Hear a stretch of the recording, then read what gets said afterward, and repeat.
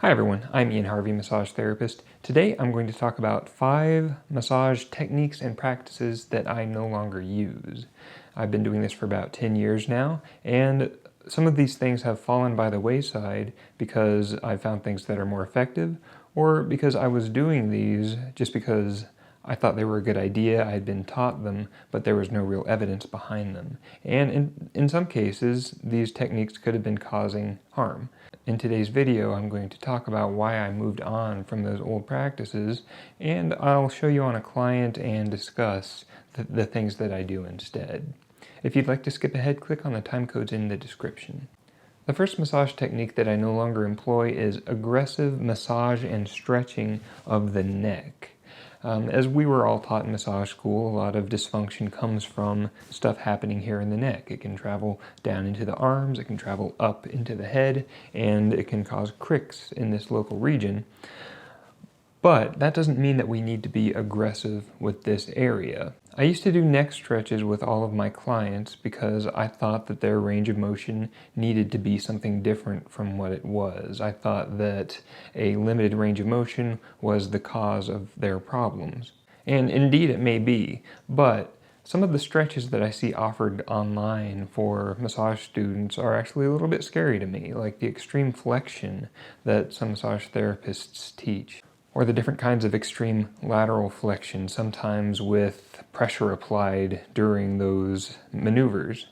And the way that I'm demonstrating these here is purposely being moderate so that I don't cause harm to my client. But even this is more than I would usually do. I'm going to show you my range of motion for my neck. It's not a lot, especially in lateral flexion. My ear isn't getting anywhere near my shoulder. And it might surprise you to find out that I've got no neck pain and I don't get headaches, except when I receive aggressive massage.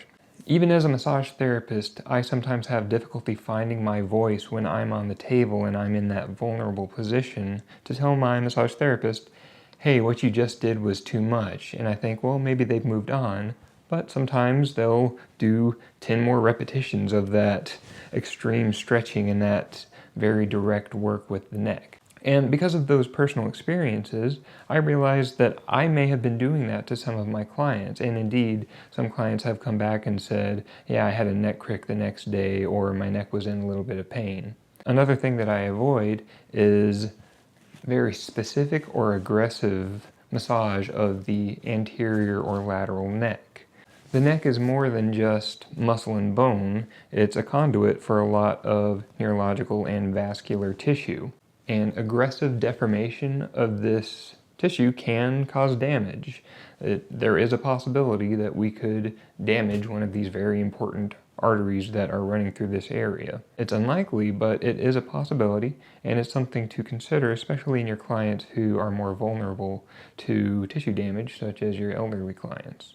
And whether it's stretching or massage, something else to consider is that the nervous system keeps a watch on this region to let it know about things like blood pressure. So if you're deforming these veins, it can cause something called the vasovagal response, which can feel like lightheadedness and can even lead to fainting. A personal friend of mine has had this response while having her neck stretched, and I've read about several cases online, just people asking, is this normal? Asking about their experience during a massage. And no, it's not normal for you to feel lightheaded or to start to pass out when someone is stretching your neck. Now, I don't mean this to scare you away from working with the anterior and lateral neck. In fact, I think that I work with these areas much more than a lot of my colleagues do. I've got videos on working with the scalenes and on working with the sternocleidomastoid. And if you work broadly and gently, and if you keep an eye on your client and stay in good contact verbally, then there's not a lot to worry about. Just be aware of where you're working. Don't purposely impinge on any nerve, vein, or artery. And work at oblique angles, or those 45-degree myofascial angles, and work broadly enough that you're not going to impinge anything that doesn't want to be squished. And as far as stretching goes, I do move my clients' head and neck around, but I stay within their existing range of motion. I respect this range of motion that they have created over their lifetime. If this is going to change, it's going to be through activity and through a change of habits as well as massage, and I don't expect to make a huge change in that single hour. If you'd like to see a video on how I work with this range of motion, I'm releasing another video today on a nice myofascial spreading technique for the neck. If you'd like to check that out, click in the corner or down in the description. The second practice that I've abandoned is using trigger point work as a first line strategy.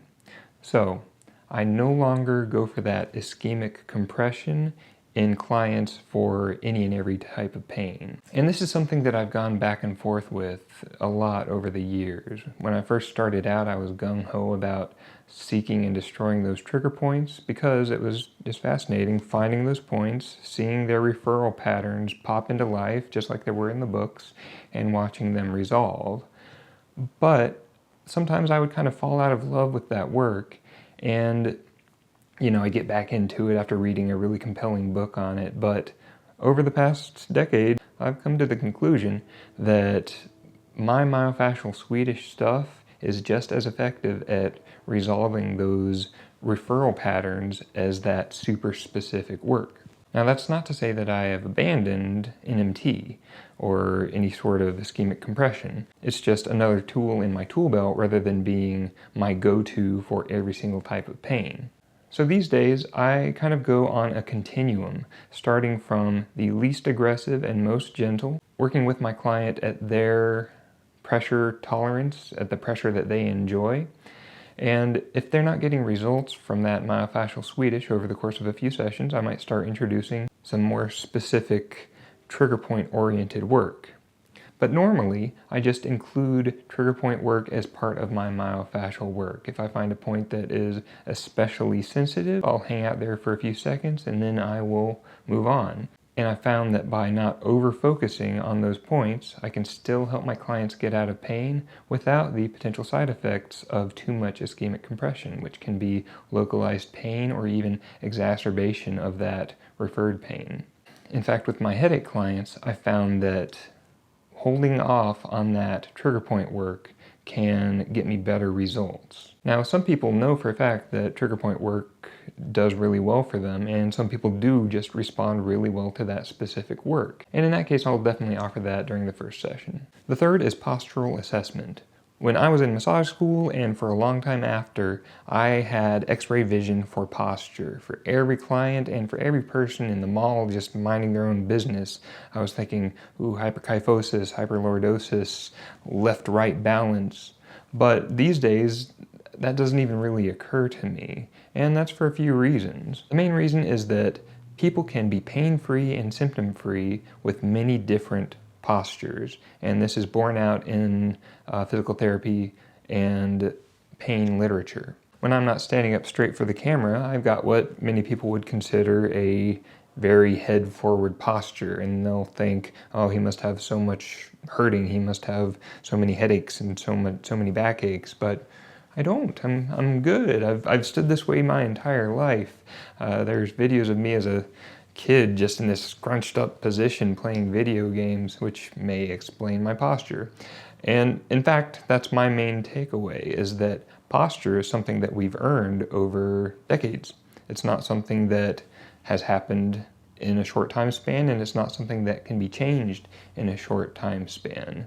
It turns out that posture, while it is correlated with neck pain and back pain, it's not the cause of neck pain and back pain. If you've got someone with this head forward curled in posture or this extreme hyperlordosis, they may have pain, but changing their posture will probably not change their pain, because these are both symptoms of something else, and that something else is probably activity and history.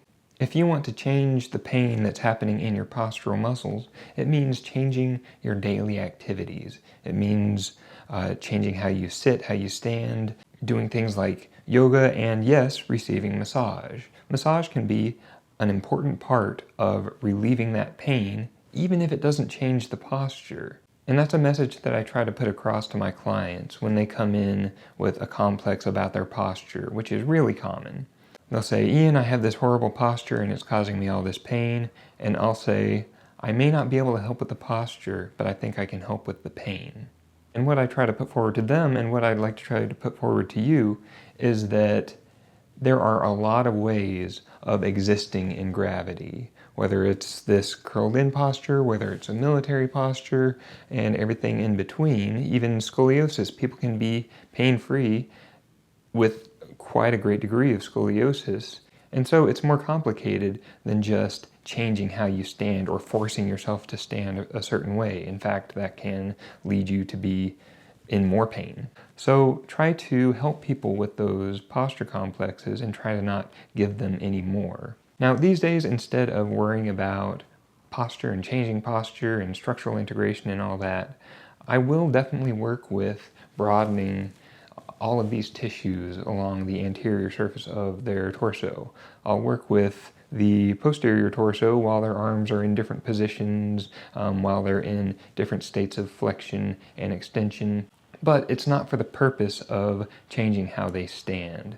That's going to be a collaborative process between the two of you and between them and their own body. If they'd like to stand up straighter, then maybe you have some contacts that you trust in physical training or yoga who could help them change their activities. But as far as massage goes, I just want to help with the pain.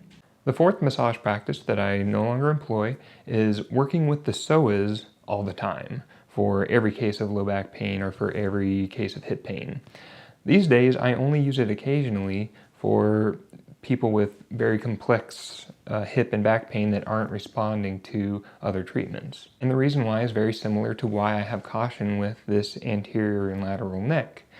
The psoas is located on the front of the lumbar spine, and the only way to access it is by sinking through the abdominal cavity.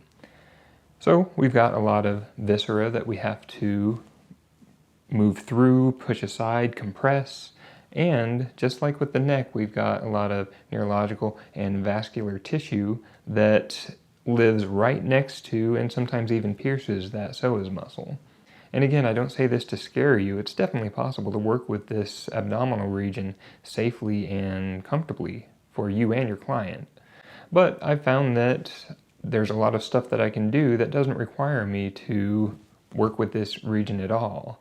I can deal with a lot of low back pain and hip issues just by working with the posterior pelvis, the lateral pelvis, and with the tensor fasciae latae and iliacus. And these are much more accessible than psoas, and I find that by just working with these areas, I can deal with most low back and hip pain. And again, this is something that's very individual. Some clients will respond very well to psoas work, some you won't even need to go near it.